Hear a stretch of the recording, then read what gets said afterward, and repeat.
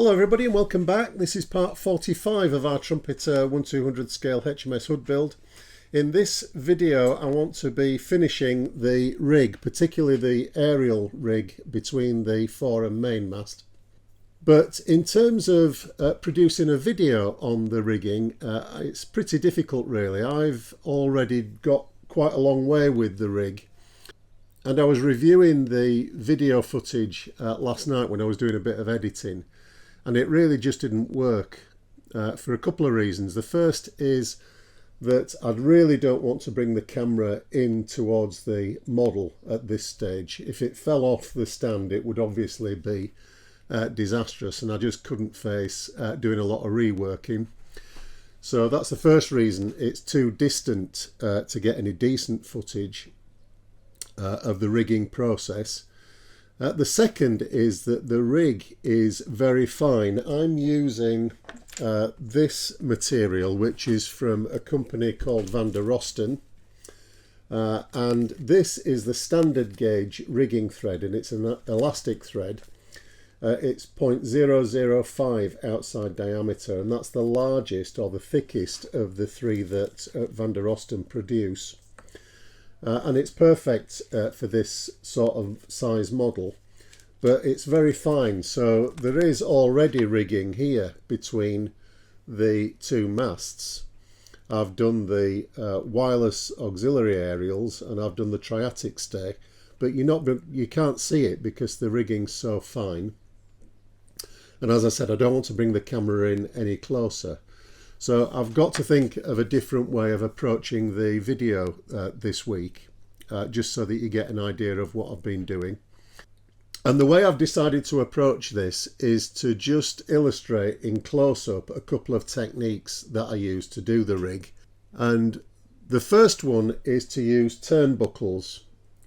You might remember that in the last episode, and when I was doing the mainmast rigging at the top here, I was using the Pontos etched brass rig pieces, which have little turnbuckles in and also blocks to detail them. But the problem with them is that they're very difficult to fit to the model. They're very difficult to get to lie straight, and they kink, and they just don't look very good. And I'm not advanced enough to be able to get them to fit properly. So I've come up with a way of replicating the turnbuckles using some fine brass tube, if I can find it. And it's, again, I'll show you this in detail, but they're by a company called Bob's Buckles, and these are produced really for a World War I aviation modelers. So it's for doing the rig on 1/32 scale, in this case, model aeroplanes. And that's in fact what I got these for originally. They were for my collection of Wingnut Wings kits, and I have used them on some of the World War I biplanes that I've built. And it's very fine brass tube, 0.5 outside diameter brass tube, and these are 2 millimeters long, so they give the impression of a turnbuckle. And what I have to do is thread a loop through them, so the thread goes through the tube, round in a loop and back out again through the same tube. And I'll show you that technique over at the bench in close-up. So that's the first method that I use for doing the rig, is to form those loops and loop them round and tighten the turnbuckle in. The second technique is what I call the stretch and glue method, which is to apply the thread to one end. So for example, where I've done these wireless aerials, I've attached them to one end of the Starfish and then stretch the rigging material over the new location point, in this case the Starfish on the mainmast. Stretch it over and maybe loop it round something to get the tension that you want, and then just drop a dab of super glue onto the connection and wait for it to set up, and then cut the excess thread off. So they're the two main techniques that I'm going to be using. So I'll show you in detail the turnbuckle method, and when we get the opportunity I'll also show you the stretch and glue method on one of the rigs at the back. But in terms of actually showing you the rigging getting built up, I'm not going to be able to do that. But what I will do is I'll illustrate by photographs and description each piece of rigging as I've done it. So that'll form a kind of inventory, if you like, if you want to do the rigging yourselves, and you'll be able to follow that. Now the main reference I'm using for the rig is the Anatomy of the Ship book. So that's this, you've seen this before. And there's quite a lot of detail on the rig from page 92 onwards. There's about 5 pages of rigging diagrams, which is what I'm following.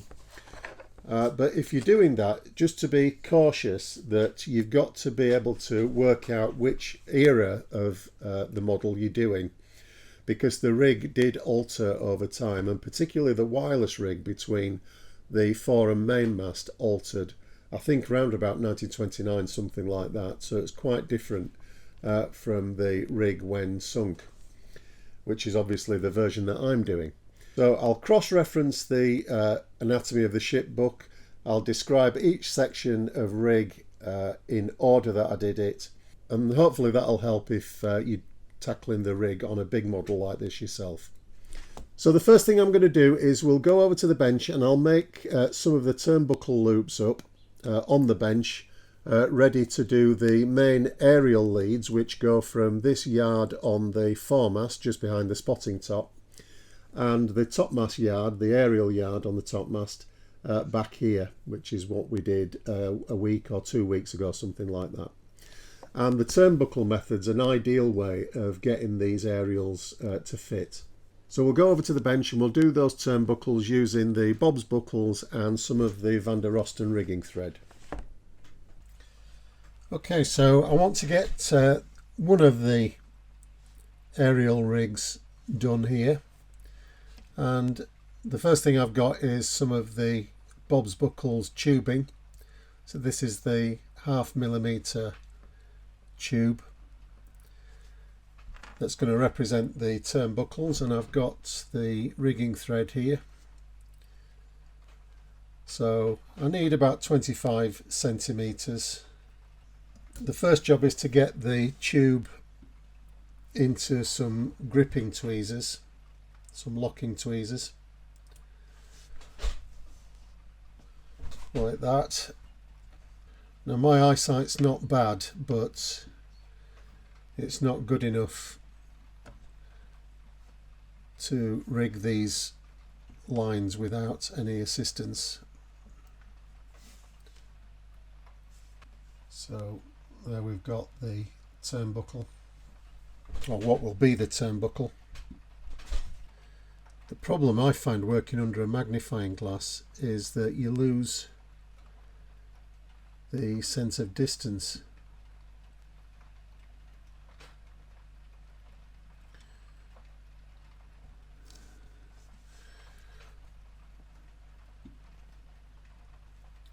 So that's gone through, and we now have to push it back into the tubing, which is slightly harder than getting it through in the first place.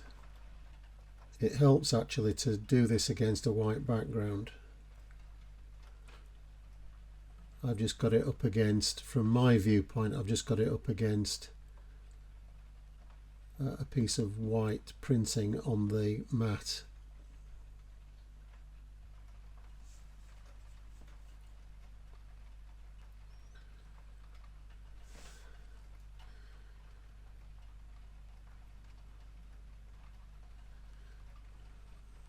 That was just through eventually. So through the miracles of video editing, that took about 6 or 7 attempts before that loop came through. And having done that, we don't want to lose it, obviously. So we'll carefully remove it from the magnifier and from the locking tweezers.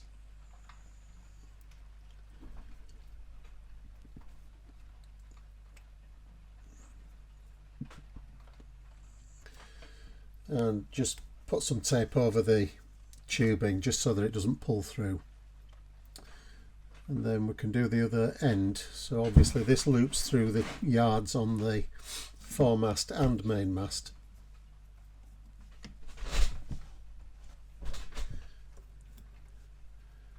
So we need a turnbuckle at both ends. If you're cutting tube yourself, as I've shown you, these are already pre-cut lengths. But if you're cutting 0.5mm brass tube, it is possible, but all I do with it is score it under a brand new knife blade, sharp knife blade.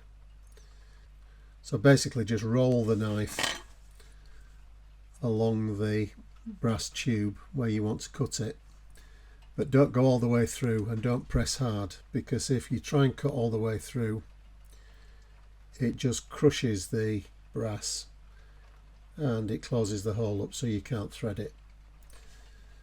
But if you just make a little score, it will snap in some tweezers. So if you can't get hold of the Bob's buckles already cut up, you can still do it yourself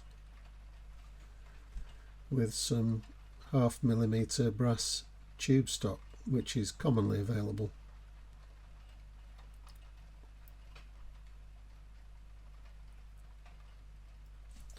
Thought I had it then.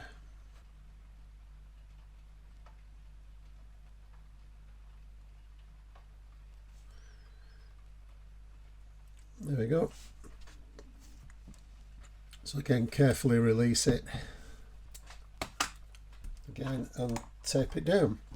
So that's one of the aerial leads ready with the dummy turnbuckles on the end. So to secure these turnbuckle loops, so if we imagine that this is a yard, this toothpick, the way to apply it is obviously just to make the loop around the yard, and I generally just lock it at this side with a dab of super glue, and that's just to make sure it's in the position that you want it along the yard, and then the turnbuckles pushed up like so, and just secured again at both ends with just a drop of super glue. This is thin CA, and it is important with this, I'll mention it again later on when we do the stretch and glue method, that you don't let go of these straight away, because what happens is the elastic thread seems to be attracted to the CA and it will spring back and wrap itself around the yard. So let it dry, and at that point the thread can be cut either with a sharp knife under tension or with a pair of fine scissors. I've got some decal scissors that I use, and that's the aerial attached to a dummy yard using a turnbuckle method. And when that's painted up in black, as this rigging is on the ship, it looks quite nice.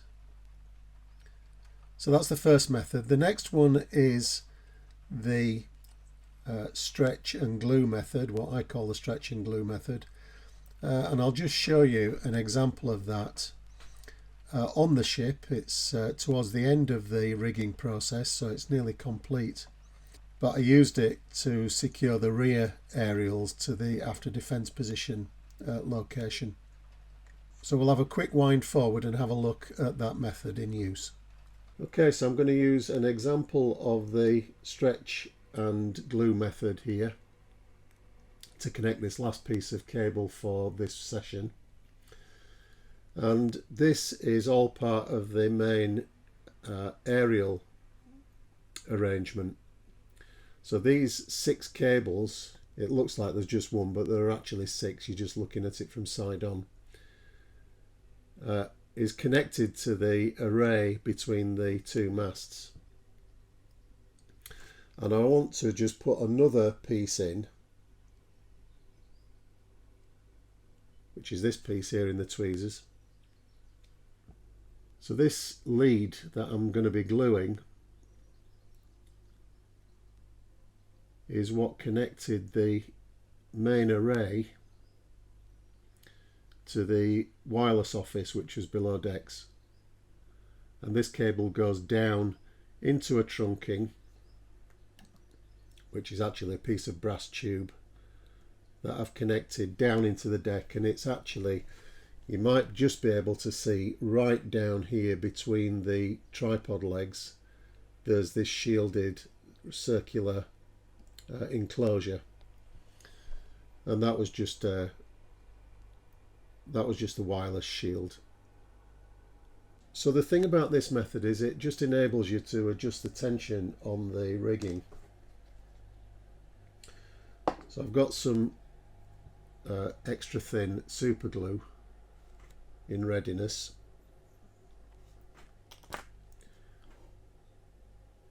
and it just keeps on wanting to slip out.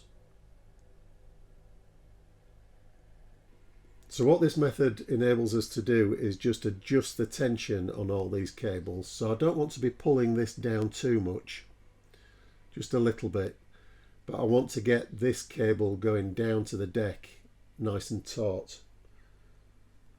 And this method just allows you to make those small adjustments, and then when it's in place, just a dab of, this is super thin super glue, and that'll just wick into the rig.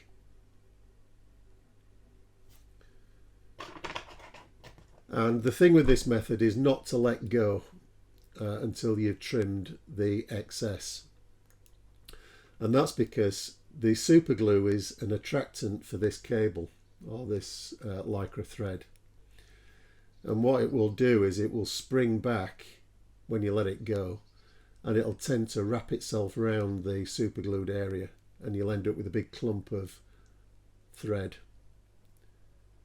So I trim it as soon as I'm confident that it's set up,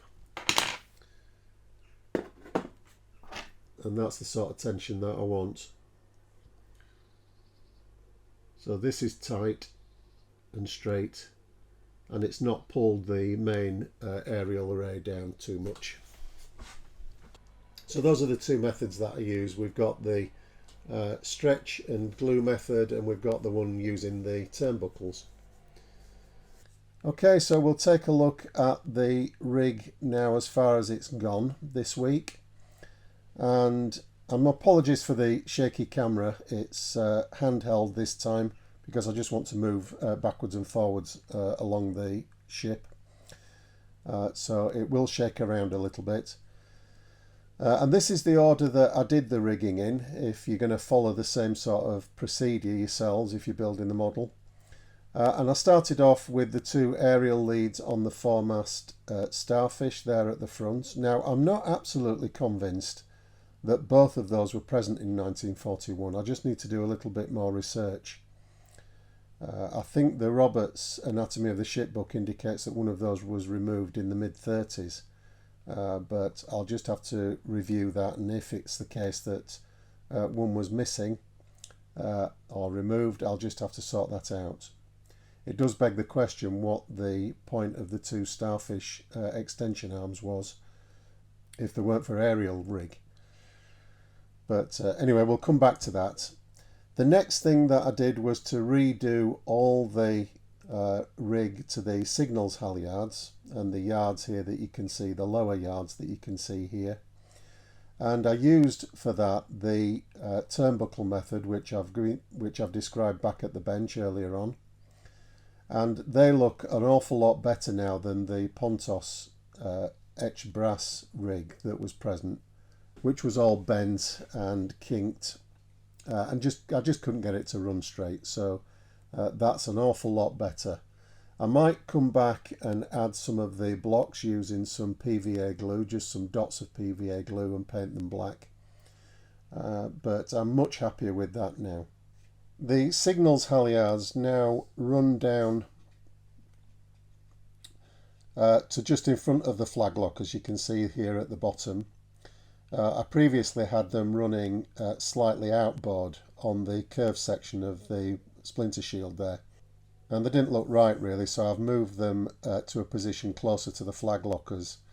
Now that's also not absolutely correct, because as you can see they're in front of the flag lockers, which would obviously obstruct access to them, but it was the neatest and simplest way that I could think of getting the halyards to attach to the model. So that's a big compromise there for that, but as I said, the yards themselves and the rig to the yard looks an awful lot better. The next job was to fit the auxiliary aerials, the wireless aerials, and they're the cables which run from the two starfish arms on the back of the starfish on the foremast there, and they run all the way back to the mainmast starfish, the front legs of the mainmast starfish. The next and quite important piece of rig was the triatic stay, which is the piece of rigging which runs from the top of the foremast stub, just up here, just behind the spotting top, and that runs all the way back to a point on the main mast, or the main top mast, just a couple of centimetres above the starfish platform. And that's important because the triatic stay was the point here where the aerials connected to the MFDF office, and you can see I've rigged a piece of brass tubing onto the triatic stay at this point, and that enables us to connect the rigging to the MFDF office, which is down here. And you can see that in preparation for this part of the rig, I've added a piece of tube to the top of the MFDF office, from which I've got two pieces of rig connecting to the fore and aft funnels. And then there are four aerial leads which run from the aerial spreaders, you can see here, and also from the funnels up to that piece of tubing that I've got on the triatic stay. So the aerial lead from connecting the two funnels via the triatic stay just runs through the tubing, and the other two aerial leads which run from the spreader arms just loop over the top of that brass tube. And that enables you to get those tensions right on all those pieces of rigging, because you don't want to have it so tense as to pull the triatic stay down too much. So that's fairly level. It drops a little bit under the tension of the aerial leads, but not too much. So that's quite a good result. I'm happy with how that's turned out. It's quite a notoriously difficult thing to rig on this sort of model, but there is a more complicated one than that to come up. So the next thing that we'll have a look at is the mainmast lower rigging. So we've got a pair of signals halyards on either side outboard, and the helm signals are inboard of that on the two pulleys under the starfish arm. So you can see we've got a green ball to starboard and a pair of red cones to port. They're the helm signals. And they were turned from some plastic stock in the motor drill. They're not provided in any of the sets. I don't know whether you can get them actually as detail accessories, but I've never come across them before, so I made my own from some plastic stock. And they connect down to a pair of eyelets down on the deck, just to the side of the tripod mast down at the bottom. Now Pontos do provide those eyelets in etched brass, two parts of etched brass, but I made a couple up and I just felt that they were far too fragile to hold the tension of this rigging, so I've settled for the trumpeter parts They're not as detailed, but they are more secure, I think. And while we're in this vicinity, you can see there the connection from the aerial mast here up to the auxiliary aerial array up here. So that's the lower rig. And then finally moving on to the probably the most difficult part of the rigging process, which is the main aerial leads. And you can see them running from the aerial yard on the top of the starfish platform. And they're attached using our turnbuckle method. So just looped round with some turnbuckles on the end. So there are 6 of those running back to the signals yard on the main mast, or the main top mast. And you can see again that I've used turnbuckles to attach those to the yard. The most difficult part of the main aerial array is to rig these leads here, which run from the array down behind the mainmast starfish and come together just above the piece of tubing there that you can see more or less in the centre of the screen. And that's because you've got to get the tensions right on all of those to get them to lie more or less flat. And I did that by threading them through a slightly larger piece of tubing, which is there, that brass tube. Having threaded those cables through the brass, I was able then to just pull them through individually one by one till I got the correct tension at the top, and just fix them in place at the front end of that tube. The back end of the tube contains the 2 stays which go down to the back of the after defence position and fasten to the 2 arms on the back face just above the Carley float there. So that's all a lot of trial and error to get that to fit properly and to be tense. I've not got it absolutely perfect. The outboard ones are slightly lower, but at least they match, so I'm not too concerned that they're both the same sort of height. So overall I'm happy with that. That whole array is then connected to the main wireless office, and that goes down through the little circular shield that we've got in between the main mast tripod legs there, down at the bottom. And again, that goes through a brass tube which I've pushed down into the deck, and that enabled me to get the correct tension on that whole cable arrangement. See, it just needs a bit more tidying up there. There's 1 or 2 fine bits of thread sticking out that just need cleaning up, and I'll do that with a razor blade. The last piece of rig goes from this piece of trunking just behind the pom-pom bandstand, and that's the main aerial leads up to the aerial array on the yard there.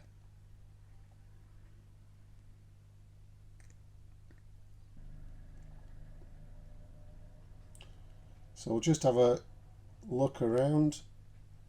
I'm noticing as I'm doing this, I'm noticing all sorts of little bits of lead that need to be cut off, bits of rig that need to be trimmed.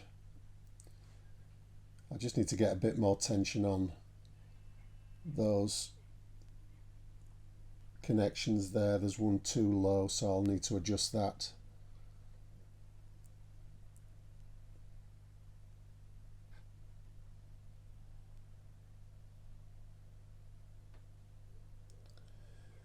But overall, I'm reasonably happy. I mean, that's taken a lot of work this week.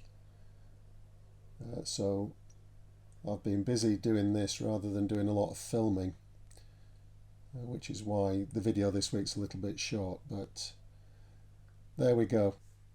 Okay, so that's job done, I think, for this week. There's 1 or 2 areas still to do. I've just noticed that I've still got the ensign gaff to refit. That came off as I was doing the rigging, which isn't a surprise. I mean, you're constantly in and out with the tweezers, and it's very easy to knock other bits of work off. I've done lots of reworking and gluing bits and pieces that I've broken off. So it's all part of the rigging process. I think it's very difficult to do it without doing a little bit of damage here and there. But it's all repairable, it's okay. So I hope the format of the video was okay. I'm sorry I couldn't do the filming of the actual work. For one thing, there would have been far too many expletives and bleeps in the footage, and I don't think it would have got past the YouTube censors. And I hope at least it's given a sense of the approach that I've taken, the couple of different methods that I've used, and also an inventory, if you like, of converting the rig diagrams in the Anatomy of the Ship book onto the model itself. As I said, I did follow the Anatomy of the Ship to do most of the rig. So that's a big sigh of relief that I've got that done. I'm going to give myself a nice easy job next week. And coming up next Friday, I'm going to be fitting at last all the ship's boats. I've done a little bit more painting work on them. I've just tidied them up a little bit. Added some extra details to them, so I'll be looking at those again next week and we'll get them fitted to the ship. So that'll be coming up next Friday as usual, 8 o'clock. So after quite an intense week doing all that work, I'm going to give myself an easy week next week. I'm actually away for a few days as well.